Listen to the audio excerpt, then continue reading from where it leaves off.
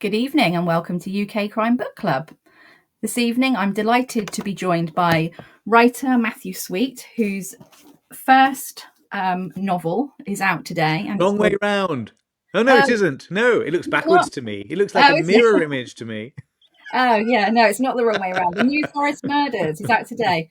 And it's the first thing I want to say about it is it's Yes. a really beautiful cover. Oh, good. Really Yes, like the nice blue. pink, the pink and the blue. I Yeah, think the pink yeah. and the blue is, I think I'd definitely pick it up if it was in a bookshop. Oh, I think good, that's good, always good. it's got cover appeal, I think. Yeah, yeah. So, would you like to introduce yourself? And Who the hell are you? yeah, My name's Matthew Sweet. I'm a writer and I'm a broadcaster mainly, or have been. I've written quite a bit of non-fiction, and The New Forest Murders is my first novel.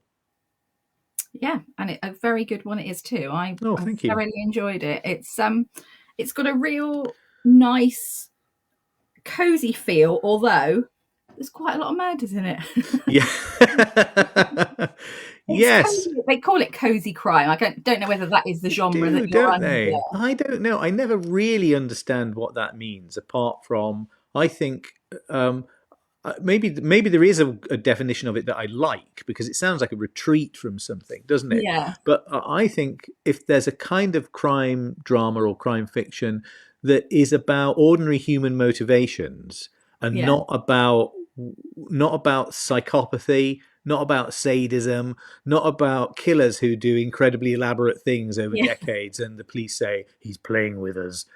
None of that. I'm not that interested. I mean, I saw Seven a long time ago. yeah. I think I I did. Yeah, I think did. I think Yeah, there was a whole vogue for them in the 90s, wasn't there? I remember saw all those movies. They're not my kind of thing, really, because I think my sensibility is more shaped really by the cinema of the period in which this book is set. I'm a yeah, bit of a British cinema obsessive, so the novel is set in the New Forest, but it's also set in this kind of world that we see in 1940s films. And if yeah, you like 1940s films and you read the book, you can probably cast some of the characters, decide who Richard Wattis would play and who Sam Kidd would play and who Margaret Rutherford would play or Jean Kent, these sort of people. yeah. So I feel like I've got more than a foot in that world, really, because I just love that moment so Yeah, much. I think you can tell that from the book as well. Is it's not like it feels very immersive that you are going very quickly as well. Actually, when you start reading the book, you're very quickly. I mean, a couple of things happen. We don't want to give too Mm. much away. I think we can probably give away the fact that Henry dies, can't we? That's sort That's of oh yes, that's not a big secret. This is the yeah, brother of the heroine who dies in action yes, somewhere in Europe. yes, and sort of then she's sort of because I really liked her as a character. Mm. I think she's very well. I imagine we'll come back onto women in the Second World War in a Yeah, second, but I think she's very like no nonsense, isn't she? Even though she yeah. gets even the worst news that she's almost prepared that it's going to happen, but As I think everybody was in that period. I mean, I think the emotional geography of people's lives in the Second World War is really interesting, isn't it? I mean, we think of yeah, Millions Like Us, or at the end of The Bells Go Down, when all of those firemen start talking about what it's going to be like if London turns into an inferno, yeah, and the people have to be quite matter of fact about it in a way. So we're towards the end of the war here, so people have suffered a lot already, and I think there is that slight kind of insouciance that people had to have just in order to get through it all. Um, and in writing her, I wanted her to be somebody who wasn't like often when I read historical fiction, I feel that sometimes the characters who we're supposed to like are like people, our contemporaries who have somehow fallen back in time. yeah, I didn't really want that. I wanted to feel like somebody who had the attitudes of somebody in 1944. Like this isn't in there, but I thought to myself things like, well, does she believe in the death penalty? That kind of thing. Attitudes that were totally yeah. orthodox that we don't have, or not many of us have. But just not everybody should be kind of our representative in the past. I don't think. It's quite difficult, isn't it? As well, is when you don't want to put today's people in 1944 Yeah. because that's just unrealistic, Yeah. isn't it? So yeah, I completely understand Mm. how you've done that, and probably that's why she. Yeah, I don't think. Well, none of us, fortunately, have lived through a war, so uh, it's not easy to know what you would feel like. Yeah. But she's a bit, she's sort of bit stuck. Like a lot of women actually had the opposite experience, and found the war rather liberating. It's not like that for her, No, sort of because of the responsibilities that she has. So, and also, she's at teacher training college, where like the men are the sort of the leftovers that she's having to yeah, make do with. So I was more interested in that than um, making her have a really good time, because also I want like the hero, Jack, to be the yeah. answer to some of those questions, because this is a love story. So Jack, let's talk about Jack. So Yes, he comes to break the awful news that yes, Henry's yeah, died, or been killed. But yeah. there's So, a bit more to him than that, isn't there? well, he's been out in the field. He's part of an operation that Henry, Jill's brother, was involved with, and he's bringing back Henry's body from the field. But he's bringing back a bit more than that. He's bringing back the question marks left over after Henry's last mission, that point to the village where it all takes place. Somewhere here there is somebody who is involved in espionage and not working for us. So that's kind of one of the objects of the exercise, to try and to work out the implications of this mission that they've been on in occupied Europe, and how they relate back to something happening right under Mm. their noses. And I think that's when, for me, the book sort of really turned into sort of like, who do you trust? Who do you not Mm. trust? And everyone's a suspect, and they're very much on the because. And I think another murder happens quite quickly, so don't think that's particularly a No, spoiler. But I'm not going to give any more details than that. It's really difficult talking about crime books because isn't it? you want people to be able to pick them up and not Mm. you haven't spoilt anything for Mm. them, but you also want to give them the opportunity to know what you've Mm. done or what you've Mm. written. So yeah, I think that was yeah. Um, so yeah, I really like the small community feel of the book. Mm. How did you sort of interpret that into the page? Is it somewhere that you? I mean, it's near Brockenhurst, isn't it? That's right, near Brockenhurst. Yeah, Maybe it's Brockenhurst. We'll just say it's near Brockenhurst. yeah, Its geography is quite similar to Brockenhurst, except that I've moved the church near the interesting church nearer to the centre of the village. So it is set in the New Forest, and I spent time there absorbing like the vibe of it. It's yeah. not a place that I know apart from as a tourist, Oh yeah, but I'm the it same. has an unusual. People think it's terribly bucolic, don't they, and pretty, but it isn't. It's got this sort of prehistoric atmosphere to it, and it almost feels like a region unto itself. It Yeah, has its own rules. It has this its own paralegal system involved about the management of the forest, and people have these strange ancient rights, RIGHTS rather than RITS. So it is a kind of there's something primeval about it, and I rather liked that it was like it sounded beautiful, but actually it was quite, yeah, quite kind of Cretaceous in yeah, some way. And you've got, if you know it and you've been there, there are all of these the livestock kind of wander around the yeah. The streets of the horses village. just You sort of meet like a horse at the end cows. of the Yeah, road. yeah. You were literally crossing the road. I remember there Yeah. used to be. I don't know if there is. I used to go there with my kids when they were little, which was probably like 20 odd years ago. And there used to be a butcher's, and the horses used to sort of trot along, and the cows, and Yes. I'd be like, "Go away!" Yeah. But it looks like, I think when you first see them, you think, are these wild? Like the Shetland ponies, but they're not. Yeah, They all belong to people. Just that yeah, they're brought in and out at different times of the year, and there are very complicated rules that sort of that roaming govern this, away. and who's allowed to do it, who's Yeah, allowed to do this. So I mean, I grew up in Hull, which is a sort of zone unto itself as well, in a very different kind of way. And I think there are these places that are in England, but somehow a bit separate from it too. yeah. There are their own little zones. I think that's sort of that sort of small village sort of mentality and set. I mean, I live in Devon, so Yes. I grew up in the same village that I live in now, and Oh, wow. definitely know small village mentality. Yes. But it's really interesting because you get the characters, and I think that's the thing that comes across in your book, is that how you sort of, you give depth to those characters because they're in this little small incubator of whatever's going There's a on. lot of quiet hypocrisy, Yeah, isn't there? And like terrible minor rivalry between yeah. people. I think that is an aspect of English village life. But in a way, one of the things I was thinking of was really is a film source. It's Cavalcanti's film "Went the Day Well," which was made by Ealing Studios in the 40s, and is about a village that has to defend itself from Nazi infiltrators. Along come a platoon of soldiers, and suddenly somebody realizes they're not actually British.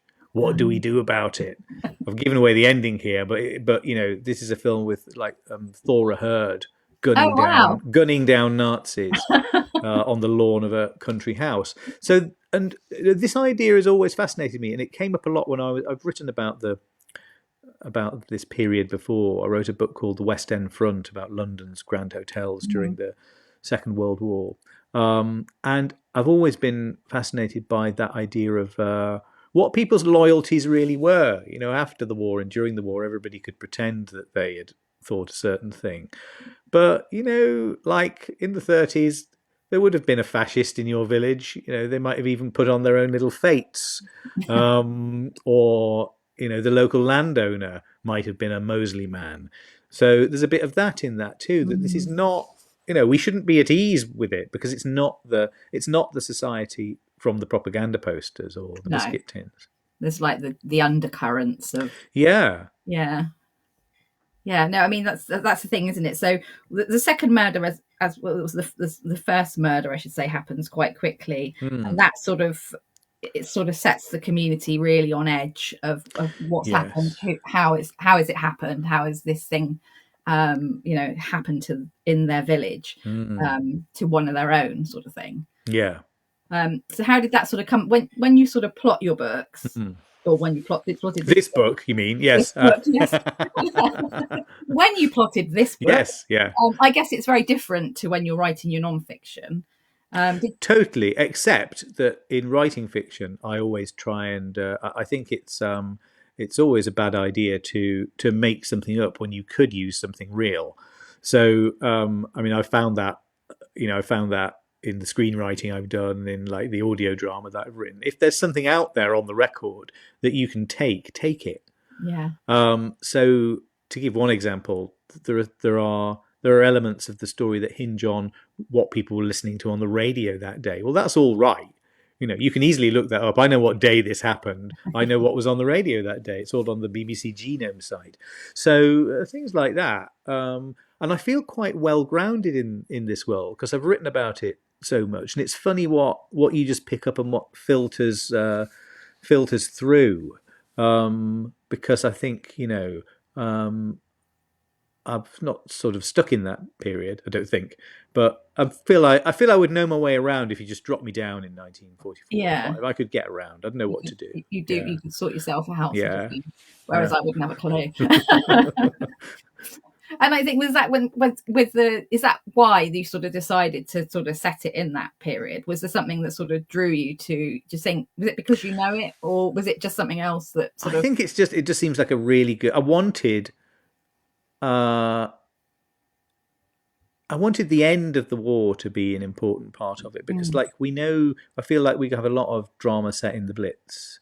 Yeah. But working on Bookish, the TV series that I've co-written with Mark Gatiss, that is set in 1946. Very interesting time to be plotting a drama through, where that kind of recovery period when it's still really cold and the rationing is even worse, but people are trying to rebuild something, and also it's a space where people are coming back to, and I think it's quite easy to lie about who you are in 1946. Yeah. And I find this end of the war period really interesting, between the Normandy landings and the end. So the Blitz is over, the little Blitz is about to happen or happening, and at the start of the story, Paris is almost liberated.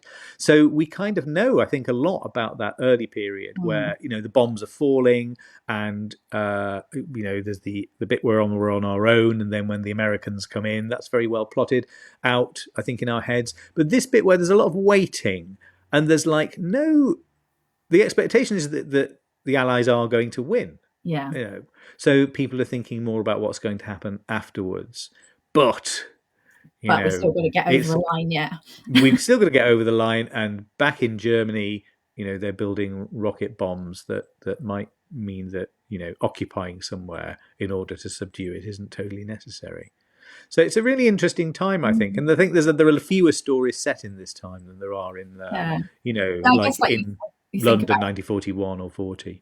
Yeah, I think, and sort of like 38 is always sort of, the beginning, isn't it? That sort of transition from going into, So Jack, we come back to Jack. So he comes along, as we said, he comes to tell her the bad news. And he's an American. Very American. Very American. He's so American. He seems like an alien who's landed in this village because his teeth are so good. I was going to say he's really handsome. Funky, so he just seems American, like, isn't he? he's like the sort of the GI of everybody's dreams. Really, he's almost embarrassingly, sharp and good looking.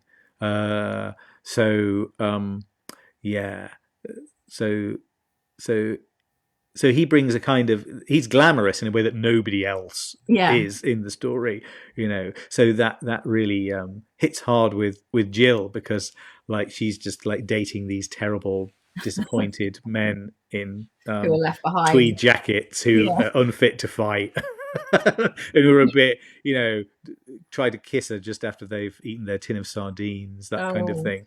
So really, he's like a kind of, he's like some sort of angel that's landed in the village. Well, he is, he's exciting as well, isn't he? He's got this, he sort of brings her into his world because he needs her help, and she sort of gets a sort of to see a side that she wouldn't normally would have before. Well, he's her dead brother's best friend, so he is in a way representative of her brother, and that's what that's what causes a lot of confusion for her because here he is, he's come to the village, he's brought the body with him, and then another murder has taken place, and there's this mission that he asks her to accept in order to complete what he and Jill's brother were doing out there in the field.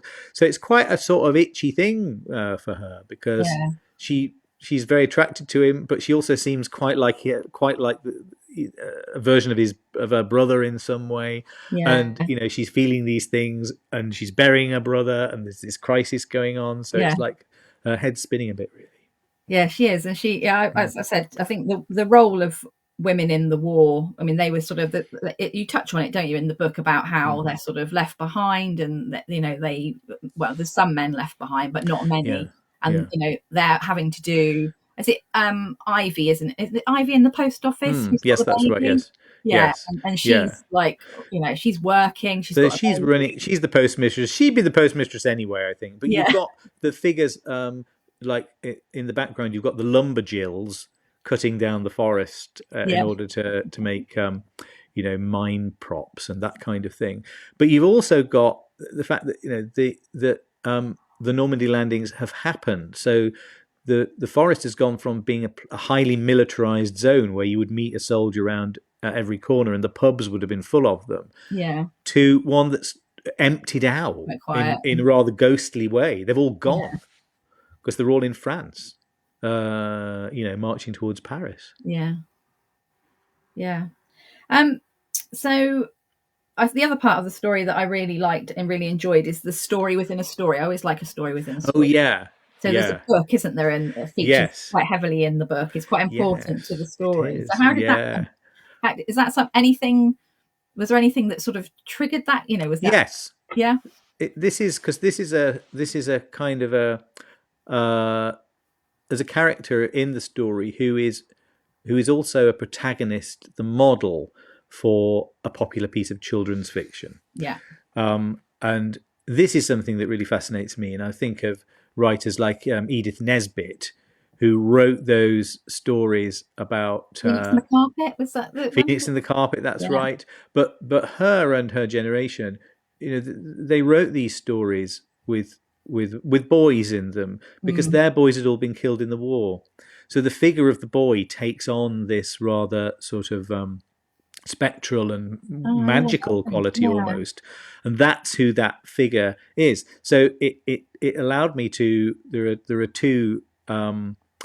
We go into this story, and in a way they bleed into each other a bit because everybody in the village is really aware of this story. It's like a kind of it's a bestseller Yeah. that a writer who lives in the village had written. It's like Beatrix Potter, in effect.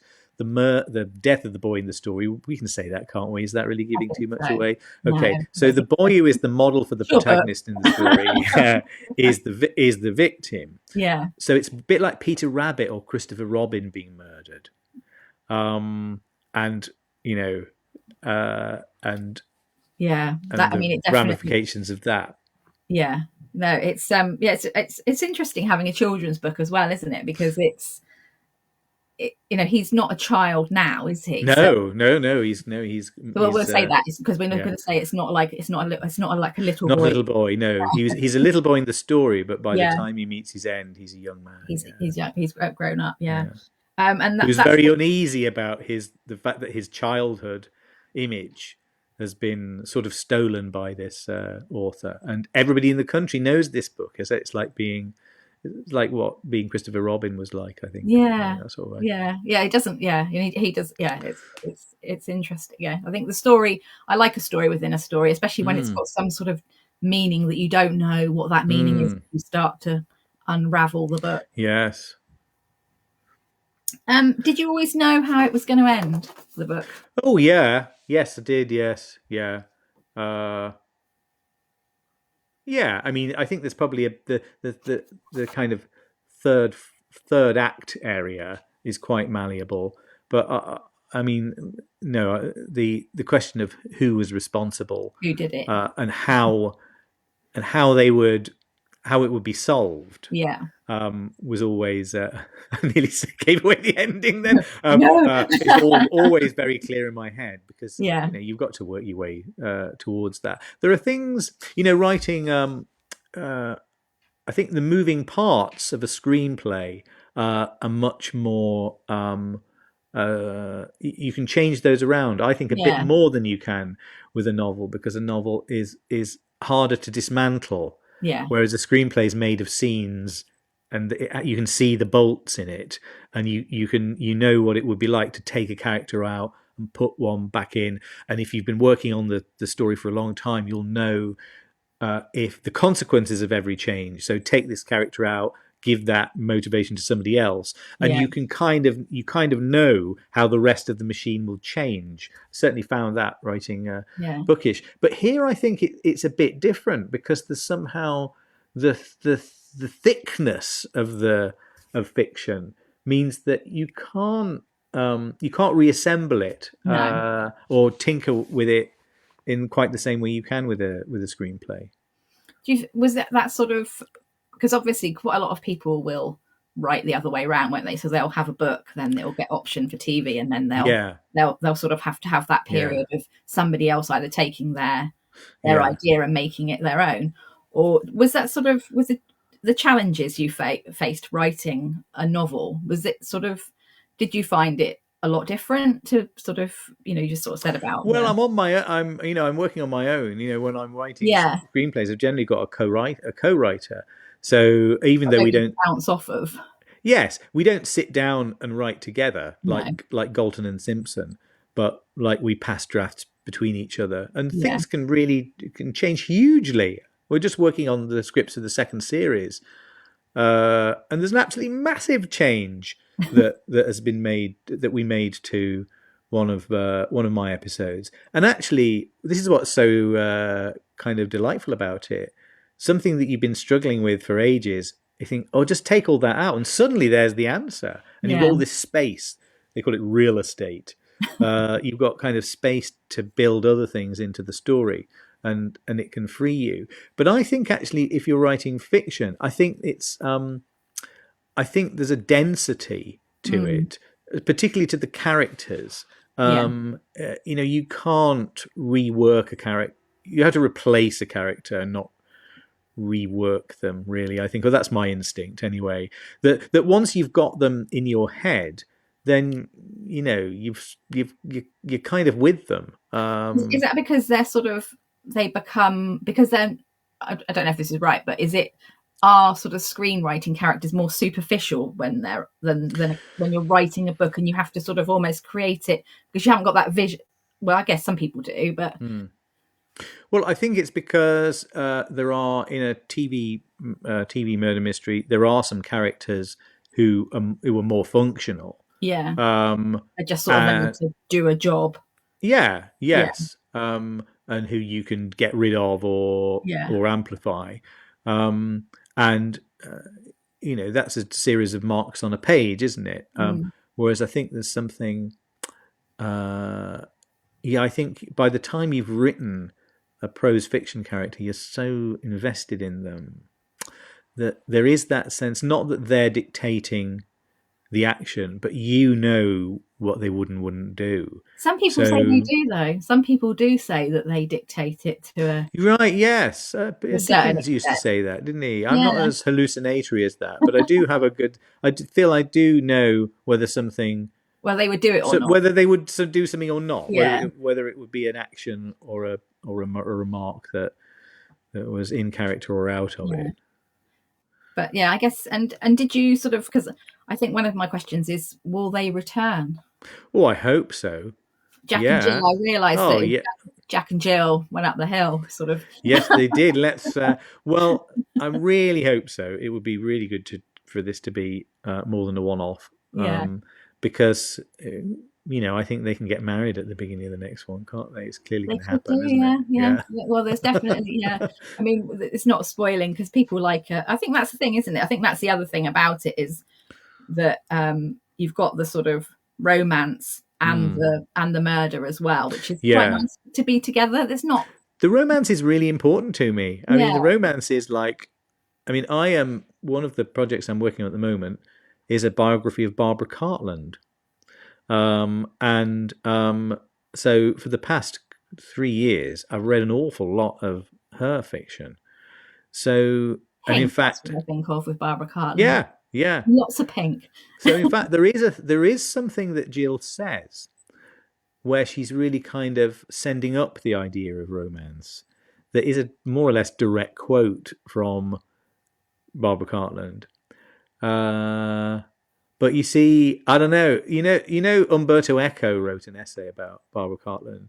I didn't know that. Yeah, well, mentions her along the way. Yeah.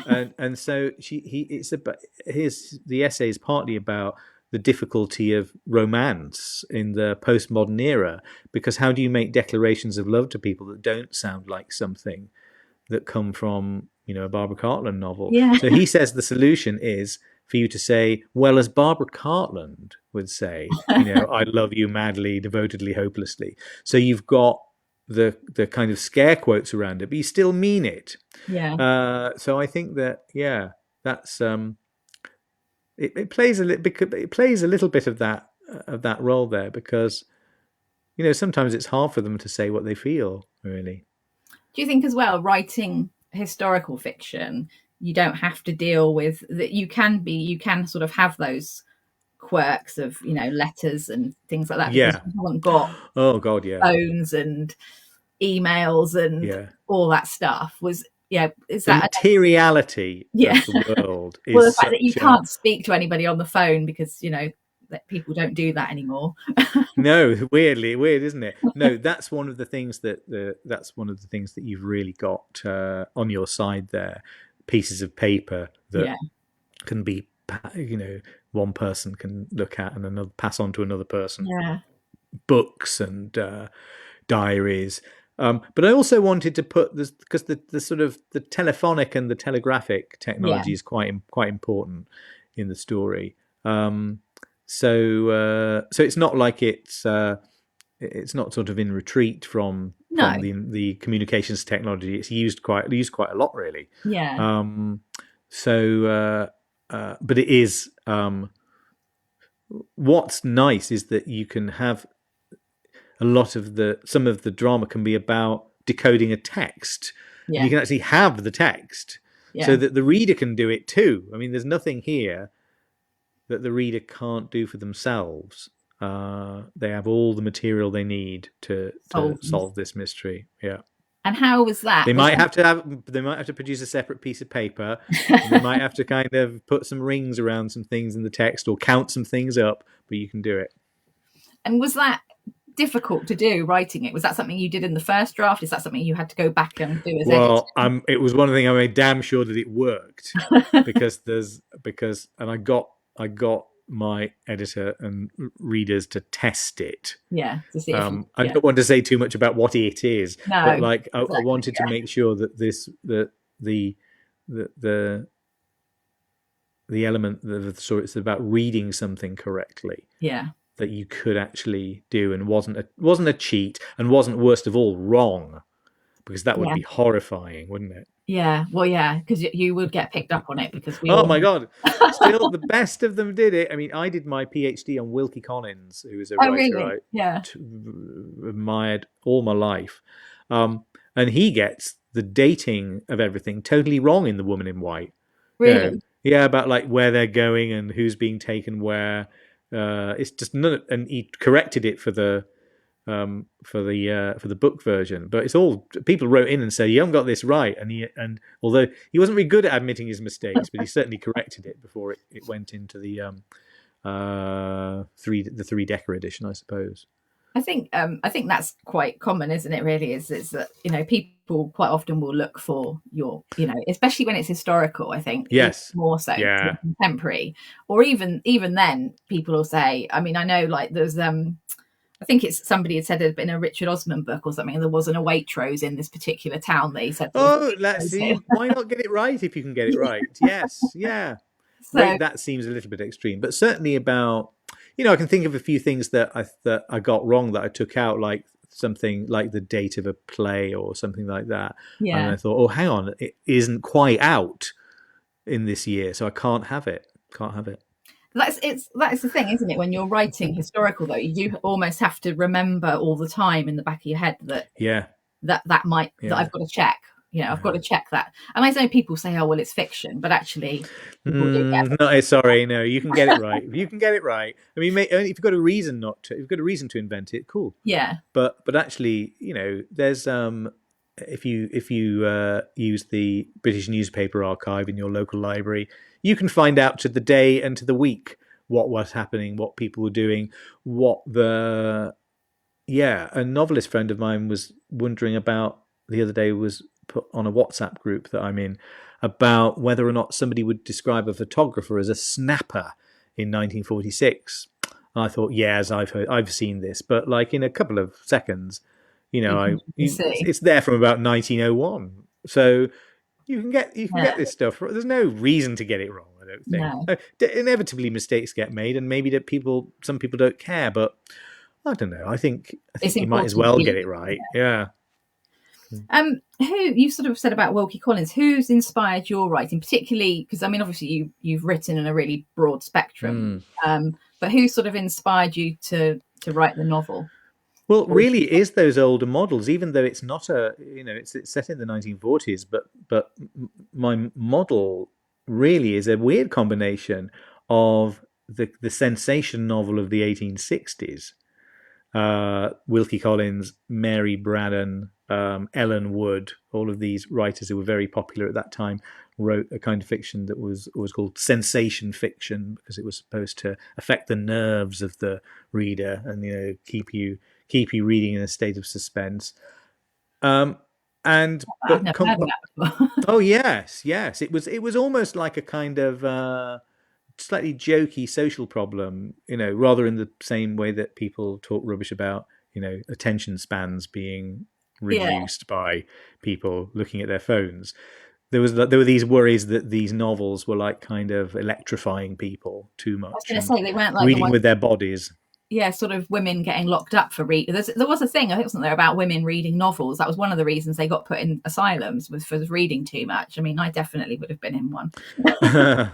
Yes, I mean, in a way, it's an idea that comes from that fiction. Yeah, And yet it's hard to know how seriously to take it, because the pictures of people sort of addicted to novels are yeah, very dubious. They don't, you don't find them in. You certainly don't find them in like psychiatric literature of the period. You find them no, in things like the Christian Remembrancer and like moral tracts of one yeah, sort or another. But the idea that these were books that you read with your body and not your mind, that was the key thing about them. yeah, So your nerves were jangling and you were kind of thrumming with something that was in the text. yeah, So that's always in my head, that idea.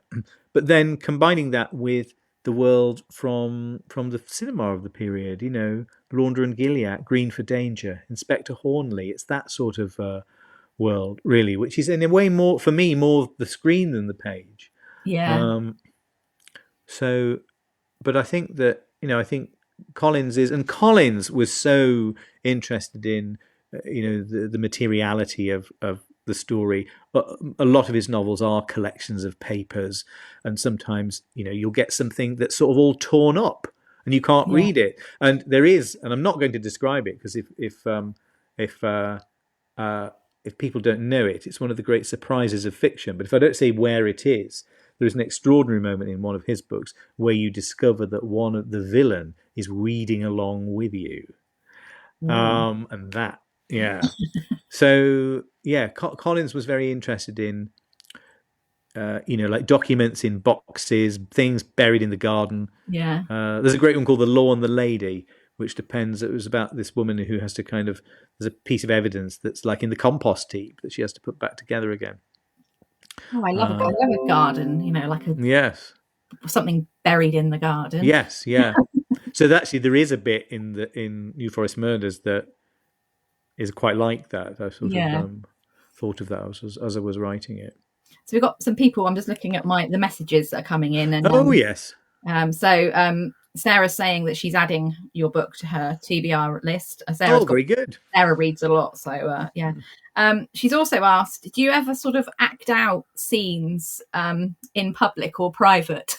I read it out to myself. Do you? But I do that with everything. I was writing it's a way of checking it.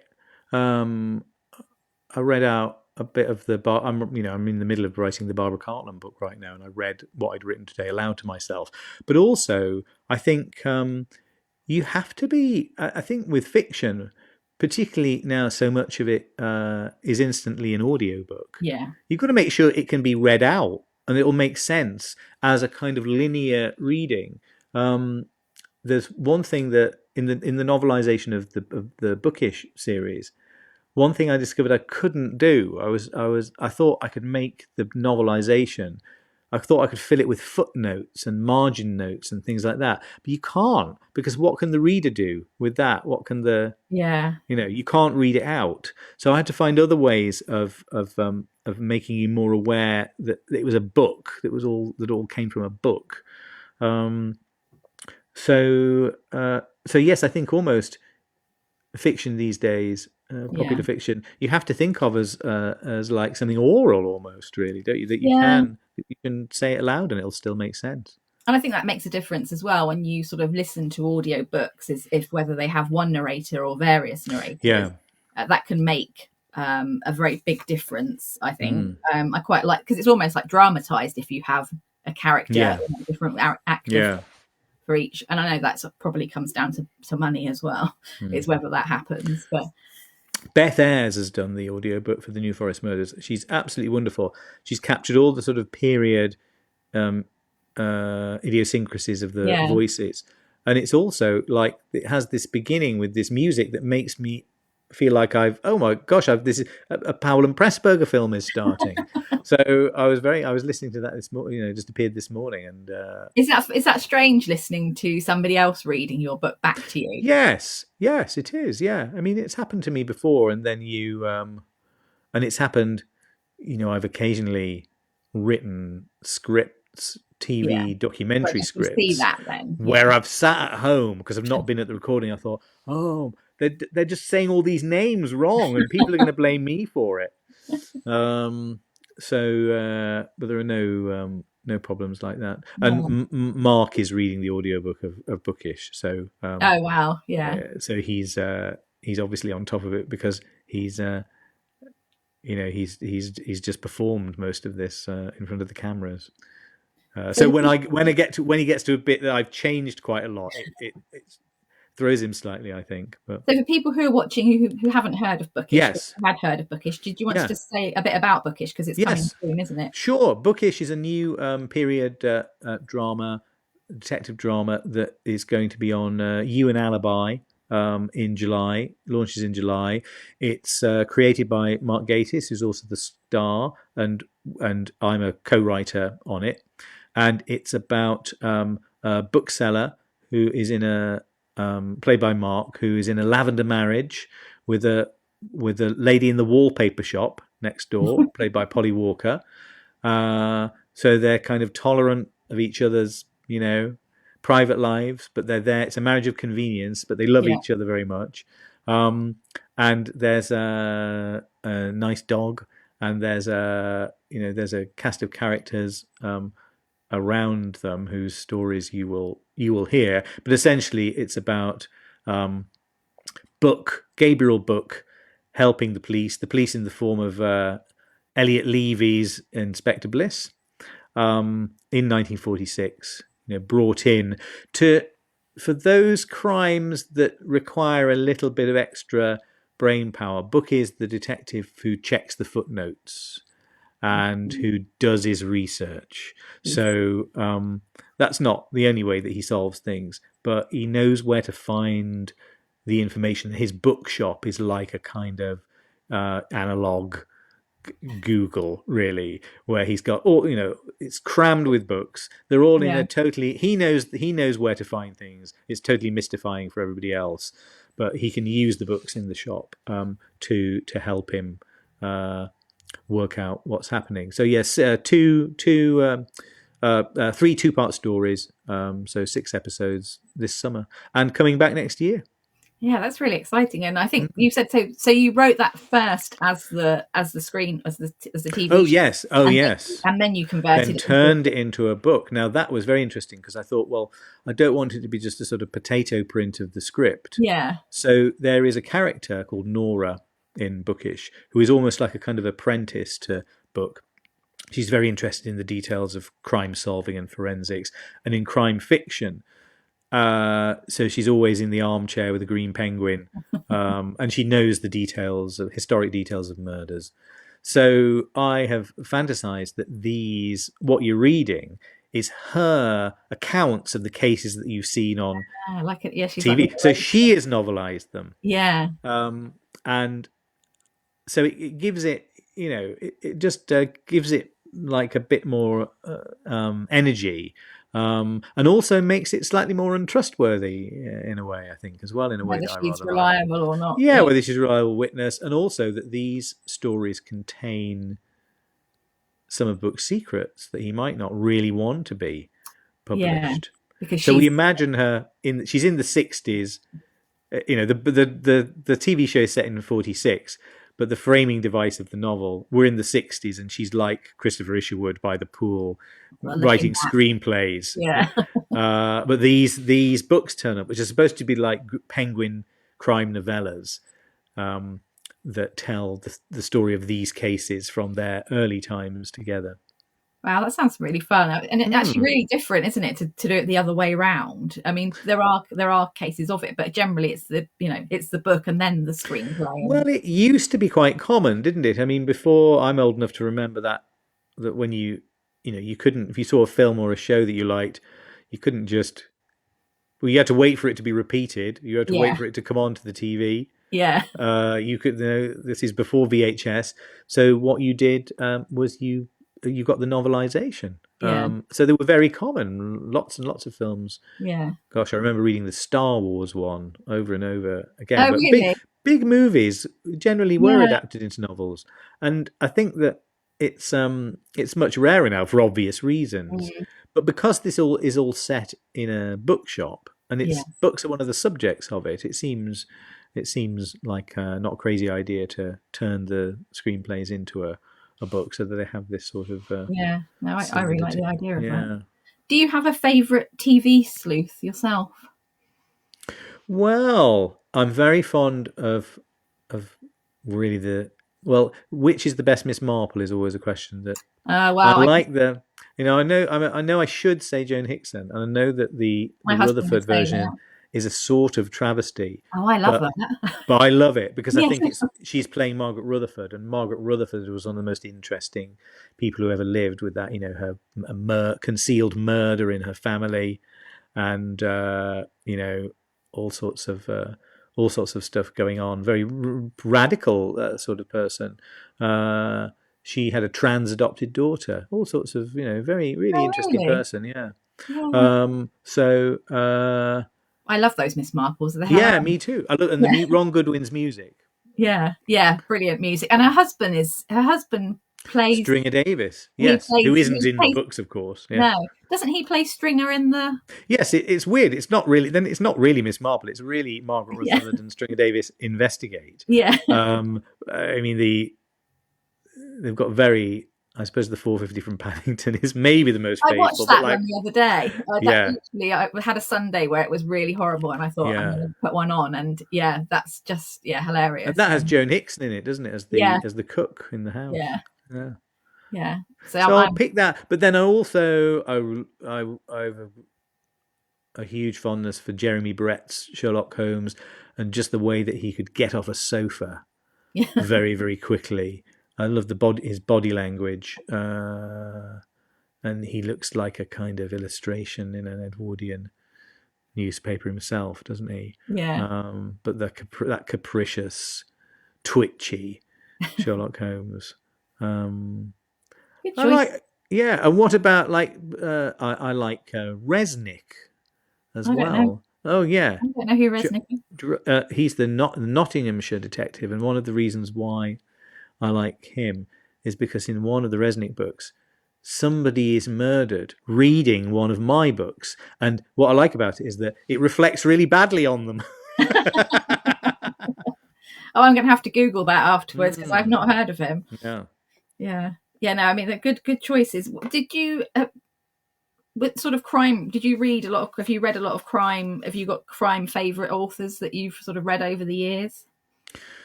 Well, I think that I like to sample the sort of dip into the obscurities. Really, I like Edmund Crispin a lot, and I like the Golden Age stuff. Yeah. I always think this would never happen. There's a kind of Baroque elaborateness to it that makes some of those books of that period. It makes them almost like science fiction, doesn't it? Like everything, everywhere, all at once is like one of those. The moving toy shop. Yes, and I'd like to kind of almost do those blind tastings of those books from that the British Library publish. And there's one I'm going to speak up for because he was a friend of mine, Ernest Dudley, who wrote The Armchair Detective and who wrote the Dr. Morell stories. And Dr. Morell was a psychoanalyst, Freudian detective. But I was a great friend of Ernest right at the end of his life and we used to spend a lot of time together. And he was writing in the hospital right at the end. Wow. So he's a bit of a model for me as a writer. You just keep doing it. Just get on with it. Yeah, yeah. Yeah, I really like the British Library crime classics because you sort of come across people that you would never have come. I mean, I worked in libraries for years, and so there were always your Patricia Highsmith and your Agatha Christie and all those. But actually, the crime classics sort of delve into, and also quite a lot of people write as other writers, and you work out that they sort of wrote under another name, but they crime because crime wasn't as literary as Yes. I mean, some of them are terrible, aren't they? But even some terrible ones, you think, oh, it's quite a good idea. I wonder if that could be mutated in some way. like obviously we're talking about research and things. So obviously for your sort of non-fiction, you obviously delve quite a lot into, like with Barbara Cartland, I imagine you've done Oh, blimey. millions I've of got complete access to all of her private papers that have been wow. untouched for 25 years. So I work in her house, which is more or less preserved as it was.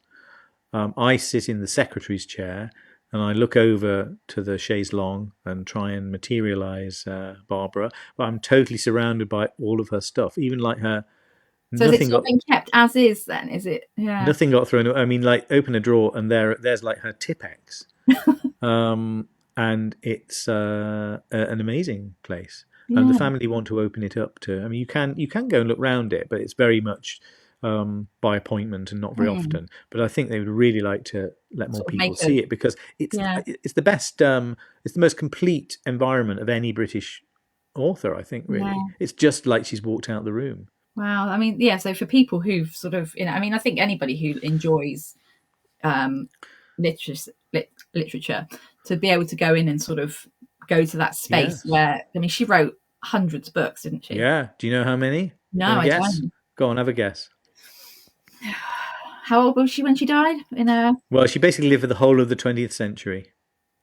So Agatha Christie was 80 ish. So I reckon she's probably in the hundreds.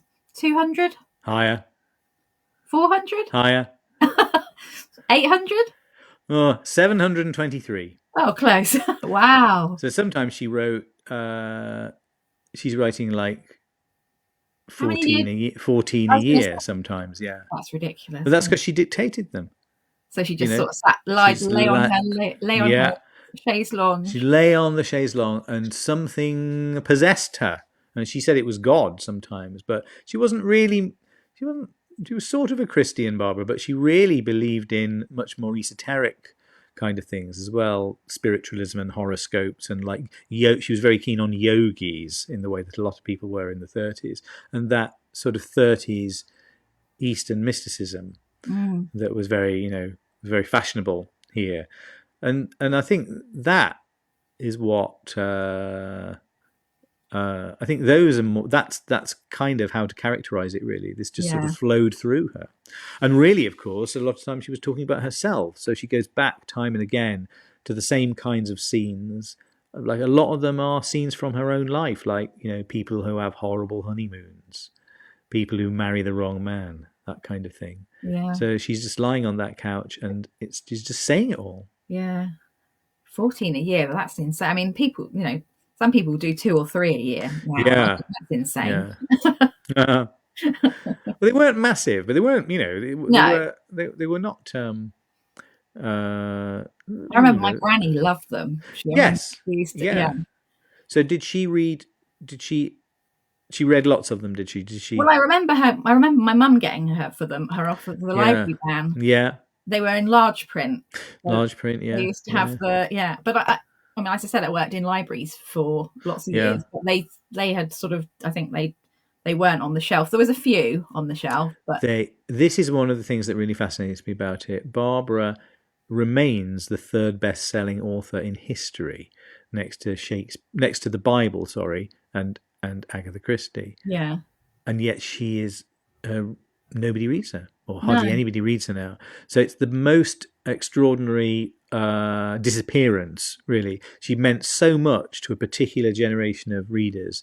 I think women who I think were newly literate a lot of the time. Maybe Barbara was the only author that they read sometimes, and they just devoured these books, which are often the same kind of thing over and over again. But she just totally gave them what they needed. yeah. By the time she went, they had gone too, I think. So the generation of her readers died with her. Because she was always she always appealed to a kind of a conservative reader. Yeah. You don't think she'll have like a renaissance like Barbara Pym and she's not like Barbara Pym. The early novels are much, I think, the ones that we might go back to. yeah. The historical novels, I'm not so sure. and that's mainly what she writes from the 50s onwards. But Yeah. between 1925 and the 50s, 40s, she's writing contemporary stories. Yeah. Again, often about things that are quite autobiographical, And about do you think they unhappy probably just haven't marriages. aged well because of they were contemporary then? Well, I think that these just got, the ones that are set in the contemporary world just got forgotten. Yeah. And I think that the historical ones, it was the overproduction of them, I think, destroyed her Just reputation, too many. because, Yeah. well, they were like disposable. And that's the reason why it's really hard to find them. Even now, you'd think that charity shops would be full of them, but they're Yeah. not. I've bought mine, the ones that I've been using, from really from like house clearances and things when their owners have died. Yeah. They have So their own collection sort of thing. yeah, so I the always, ones I have are owned by maybe 3 or 4 women who tended to write their names in so you can tell I've got some something of those about their life. Yeah, recipes. when they got married, for Yeah. instance. So it's That's really interesting. I it's wonder really whether libraries have them. When the library that I worked in, yeah. we had a stack where we kept and I wonder whether whether some libraries maybe have some of them I in think the. they just threw them away, and the paperbacks They just probably just, disintegrated. Because the readers would have read them in the bus and the yeah, laundrette and jammed and them in their handbags in the bath. Yeah, they were. It was more of like ephemera, treated as ephemera, I dare say. yeah. So they were Oh, never wow. They were never printed. Very few of them post-war. Well, actually, no. Plenty of them were printed in hardback, but from a real kind of imperial period where she Yeah. is just producing dozens a year, they are produced in quite friable paperback editions. Fantastic. So, just before, say we're coming up to the hour. Before we go, so New Forest Murders is out today. Yes. Are you doing any? Have you got any sort of events planned or? Well, I've already done some. I've been to Crime Fest in Oh, Bristol. in Bristol, yeah. Yes. I'm going to Basingstoke later in the year. So yeah. So Stuff. we might see Jack and Jill back again. Oh, I hope so. I don't know when I'll know that, but I No, I don't mean, know, but I you mean, I'm know, sure. Yeah, I mean, it I would be great. It would be great to know, and also, maybe they might have a life beyond the book. I don't know. I might hope for that too. yeah, exciting. Well, thank you, Matthew, for joining us. It's been Absolute pleasure. pleasure to chat to you. Thank you to everybody watching, and join us again soon. Bye. Bye.